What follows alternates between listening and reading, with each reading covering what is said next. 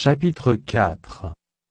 C'est pourquoi, ayant ce ministère, selon la miséricorde qui nous a été faite, nous ne perdons pas courage. Nous rejetons les choses honteuses qui se font en secret, nous n'avons point une conduite astucieuse, et nous n'altérons point la parole de Dieu.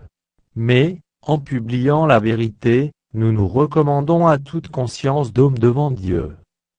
Si notre évangile est encore voilé, il est voilé pour ceux qui périssent. Pour les incrédules dont le Dieu de ce siècle a aveuglé l'intelligence, afin qu'ils ne vissent pas briller la splendeur de l'évangile de la gloire de Christ, qui est l'image de Dieu. Nous ne nous prêchons pas nous-mêmes, c'est Jésus-Christ le Seigneur que nous prêchons, et nous nous disons vos serviteurs à cause de Jésus.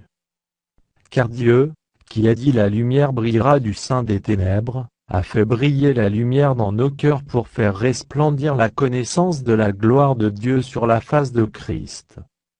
Nous portons ce trésor dans des vases de terre, afin que cette grande puissance soit attribuée à Dieu, et non pas à nous. Nous sommes pressés de toute manière, mais non réduits à l'extrémité, dans la détresse, mais non dans le désespoir. Persécutés, mais non abandonnés, abattus, mais non perdus. Portant toujours avec nous dans notre corps la mort de Jésus, afin que la vie de Jésus soit aussi manifestée dans notre corps. Car nous qui vivons, nous sommes sans cesse livrés à la mort à cause de Jésus, afin que la vie de Jésus soit aussi manifestée dans notre chair mortelle. Ainsi la mort agit en nous, et la vie agit en vous.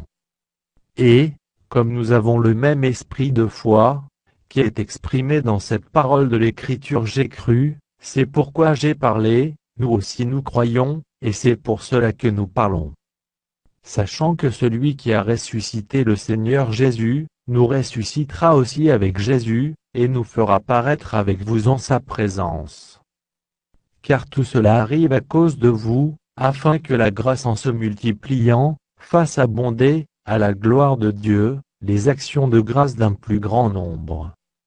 C'est pourquoi nous ne perdons pas courage. Et lors même que notre homme extérieur se détruit, notre homme intérieur se renouvelle de jour en jour. Car nos légères afflictions du moment présent produisent pour nous, au-delà de toute mesure, un poids éternel de gloire, parce que nous regardons, non point aux choses visibles, mais à celles qui sont invisibles. Car les choses visibles sont passagères, et les invisibles sont éternelles.